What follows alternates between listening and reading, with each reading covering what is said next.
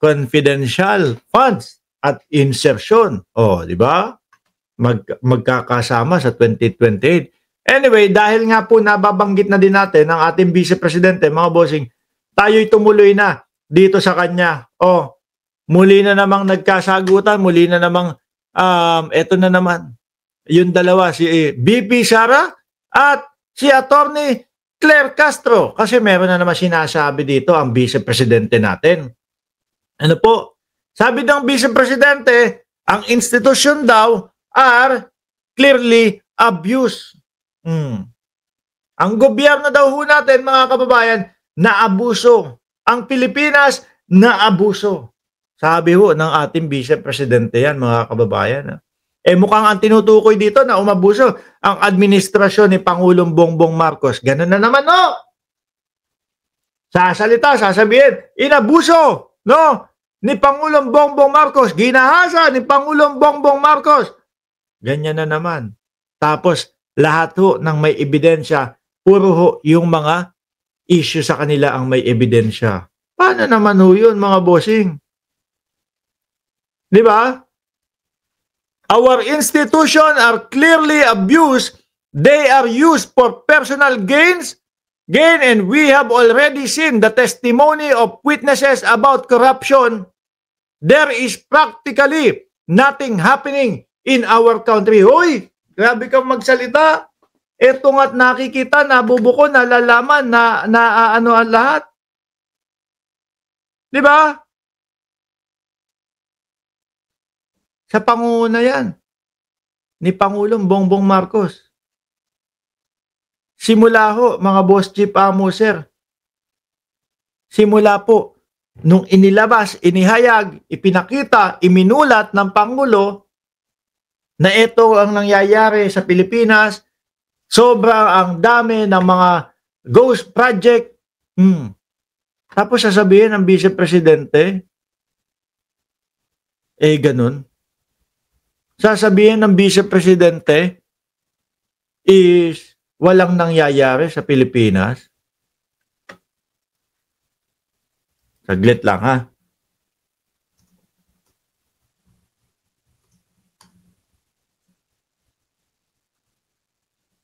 Oh.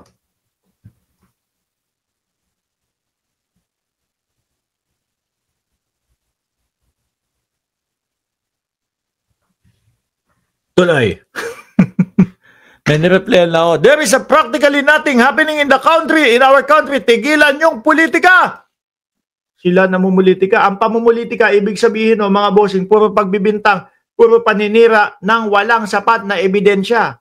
Yun po ang pamumulitika. Kayo po, sino sa tingin ninyo ang gumagawa nun? At sino sa tingin ninyo ang laging bumabato ng ganun? Walang ebidensya. Ang Pangulo nga, tuloy-tuloy lang eh. Oh. Ilalabas, sasabihin, ito yung top 15 mga contractors na lagi favorite na nakakakuha ng mga ano tawag dito? Project sa gobyerno. Iniwan ng Pangulo. Ayan nyo na, kayo na ang bahalang mag-imbestiga dyan. Tapos naglagay ang Pangulo ng sumbong kay Bongbong, sumbong sa Pangulo. Di ba? Naririnig ko lang, boss, bato. Yun yung pamumulitika. Nasa side lahat nila. Tigilan yung pag-una sa pansariling interes kasi walang nangyayari sa ating bayan. Sinagot ni Attorney Claire Castro, mga bossing. No? Isang malaking kasinungalingan na naman to. Alam natin na matatag ang ating gobyerno at ang administrasyong Marcos Jr. Paano hindi tatatag yan, mga boss chief mo, sir? Dati ho, eto na lang ha, yung mga kakamping na lang po, mga bossing. Dati, kabardagulan natin yan. Dati, kabwisitan natin yan. No? Nung panahon ng eleksyon. Ngayon nung si Pangulong Bongbong Marcos na ang sumakay, no? Doon sa sasakyan, yung Pilipinas, kumbaga, siya na ang nagmaneho ng Pilipinas, mga kababayan, siya na ang nasa manibela. Unti-unting nakita nung mga kakamping, kahit hindi pala presidente o yung gusto nating maging presidente ang nanalo, okay din pala itong si Bongbong Marcos. Ipinaglalaban ang karapatan natin sa West Philippine Sea. Oh, linalabanan ang korupsyon. Kung sasabihin naman natin na tungkol sa droga, hindi naman papahuli kay dating Pangulong Duterte dahil kung si dating Pangulong Duterte nakakahuli piso-piso, etong kay Pangulong Bongbong Marcos, bilyon-bilyon ang nahuhuli. At tapos, nasusunod pa yung karapatang pantao. Hindi kagaya dati sa kanila, kapag ka nahuli, nanlaban. Paano mo pa makukuha? O nahuli, itong kunyari, nahuli. Si Dennis Ostonal, nahuli kunyari. Kunyari lang, boss, ha? Oh. Di ba? Tapos, sasabihin ng laban, uy, naku, sayang. Pwede pang ituro ni Dennis Ostonal yung mga mas mataas sa kanya, May masasabi yun, may maituturo yun para talagang umabot tayo doon sa puno. Siguro, kaya puro ng laban, baka kabado na mga sila ang maituro ho. Kaya puro ho ng laban. Di ba, MaxSafe, ano ba nagawa ng BP sa bansa? Meron naman ho. No? Siguro pasalubong kapag kaalis ng bansa, pagbalik may mga pasalubong o galing doon sa mga mahal nila sa buhay. Ito ay ginigiba lamang ng mga obstructionist na tulad nila, correct?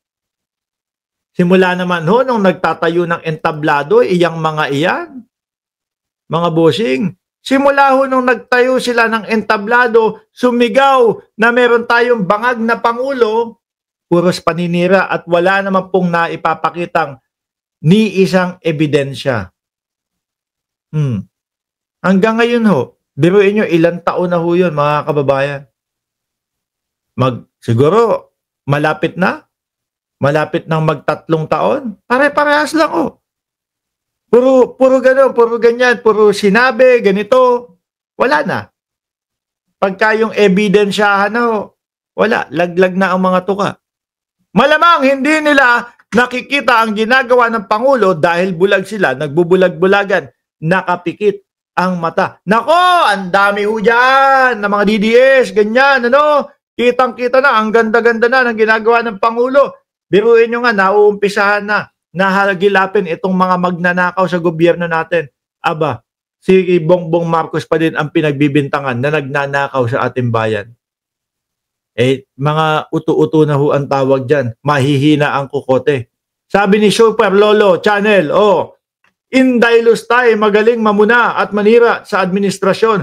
Pero pag sila ang punching mo, ayaw nila at galit na galit ang mga adik. Sasabihan ka pa niya mga yan, siguro adik ka. Alam niyo, pansin ko sa kanila mga bossing.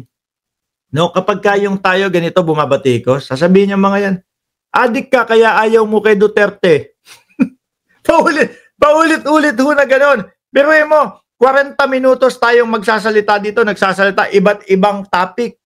Ano po? Tapos ang isasagot lang nila, siguro adik ka kaya ayaw mo sa dating Pangulong Duterte. Ni wala man lang masabi kung ano yung kanilang pagtatanggol doon sa mga binitawan nating salita Diba? Siguro adik ka. Paulit-ulit. Adik din to, bangag din to. Wala na. Tapos pagka sinagot mo sila, paano mo nasabi ganyan? Uulitin na naman yun.